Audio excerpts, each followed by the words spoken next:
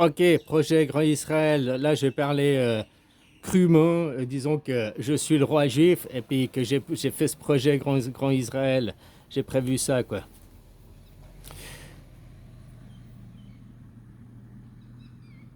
L'Iran, aujourd'hui, ici maintenant, l'Iran, tu touches pas parce que c'est la seule démocratie. C'est la seule qui ont fait depuis 1970. Ok, une théocratie, hein, moitié théologie, moitié démocratie, mais ils sont en bonne voie. Et puis c'est un pays qui a développé.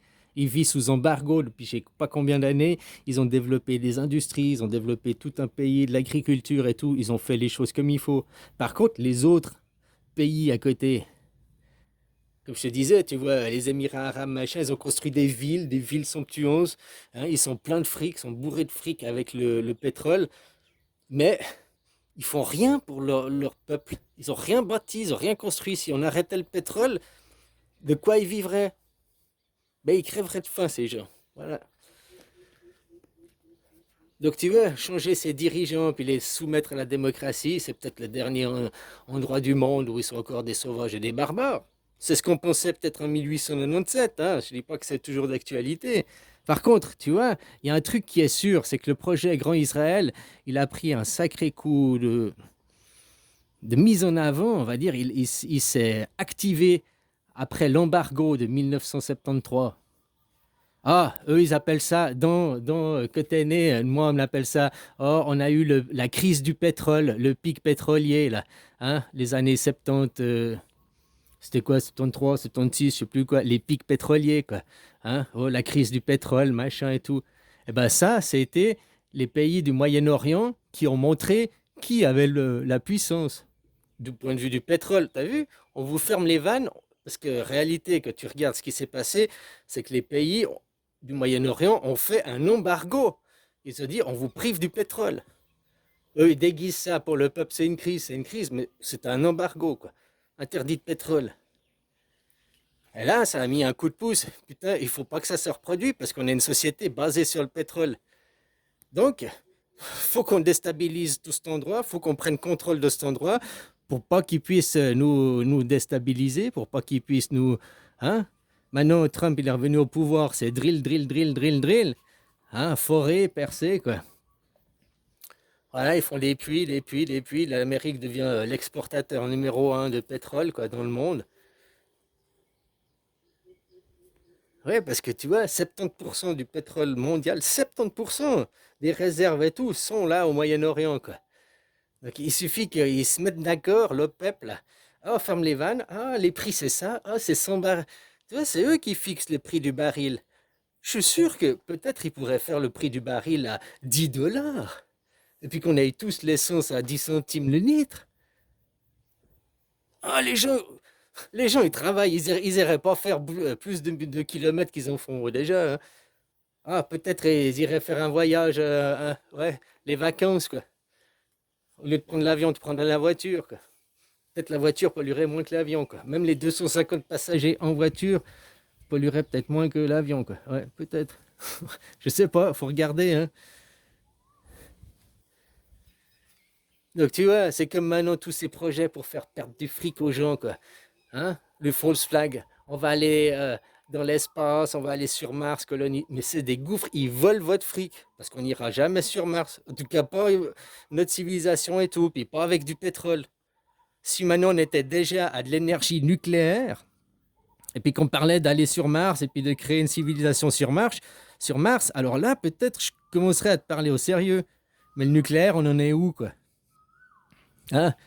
C'est pas pour rien que le projet ITER, ça traîne, ça traîne, ça... Ils veulent pas, parce que si ça se développait, un projet ITER.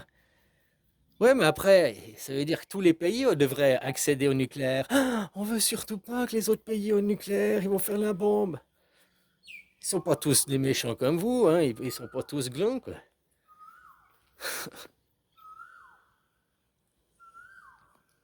Oui, parce que 1 kilo d'uranium est égal à 100 000 litres de pétrole. Point de vue énergie.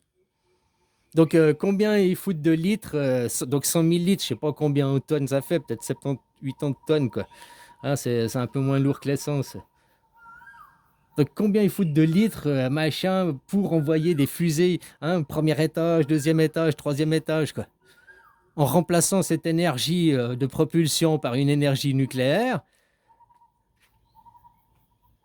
eh ben, 1 kilo, c'est 100 000 litres, quoi. Donc peut-être un seul étage, et t'as plus, et puis tu fous, je sais pas combien, 10 kilos ou 100 kilos d'uranium, et t'as plus d'énergie que... Et puis là, que je te dis, 1 kilo d'uranium égale 100 000 litres, c'est avec les centrales, c'est pas avec ITER, parce qu'avec ITER, il y a beaucoup plus de rendement, quoi. Donc tu vois, il faudrait développer. Mais on n'est qu'au début, au balbutiement. Dans 100 ou 1000 ans, peut-être que le nucléaire, ce sera comme... hein, on aura maîtrisé tout, on parlera d'autres choses qui seront dangereuses. Le nucléaire, ce sera tellement anodin, quoi. Donc voilà, si on prend juste, je parlais d'énergie, je parle pas de déchets, je parle pas de machin, je parle au point de vue d'énergie. Tu vois, même pour une bagnole, imagine, 100 000 litres. 100 000 litres, je sais pas combien de kilomètres tu fais avec... hein. Donc tu vois, tu mettrais 1 kilo d'uranium dans la bagnole, et voilà, tu fais 100 000 kilomètres, 200 000 kilomètres. Oh, faut que je retourne changer remettre l'essence, enfin remettre 1 kilo d'uranium. Bon, peut-être à 200 000 kilomètres, ta bagnole est foutue aussi, quoi. Donc tu vois, on est dans un monde de paradoxes où on te dit il faut arrêter de consommer le CO2, c'est le CO2, et ils n'arrêtent pas de construire des voitures de plus en plus grosses et qui émettent de plus en plus de CO2. La voiture électrique, c'est bien si tu prends des petites voitures électriques, mais si tu achètes des grosses bagnoles électriques, des SUV à 3 tonnes, hein, qui après il y a plus d'inertie, donc plus de matière que tu freines, plus de freins qui sucent, plus de pneus qui sucent sur la route, plus de... Donc voilà, les gens, voilà, les gens.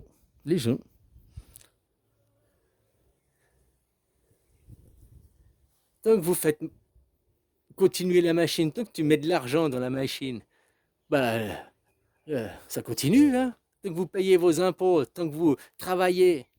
Travailler, c'est le hamster qui court dans sa roue, quoi. Qui court dans sa roue, la roue de hamster, le hamster il court. Tous les jours il se lève, il va dans la roue. Hein, ça fait de l'électricité, ouais, ça fait de l'argent qui fait tourner l'économie, qui fait tourner le world. Voilà, quoi. Bah, si vous arrêtez de bosser, le world il va s'arrêter. Oh, c'est pas la fin du monde, c'est la fin d'un monde, de ce monde capitaliste débilisant, quoi. Hein, pour entrer dans un monde où on prend le temps de réfléchir, le temps de se poser. T'as pas besoin de racheter tout le temps des choses, hein, une fois que tu les as.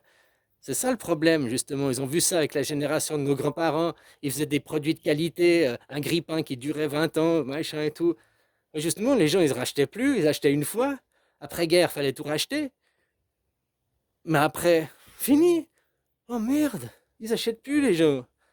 Ah merde, on fait de trop bonne qualité. Ah, on doit faire de la qualité moindre pour que les gens ils doivent racheter plus souvent pour que ça fasse nos entreprises, le business.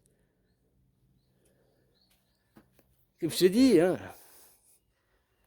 Ouais, bon, voilà. Bisous.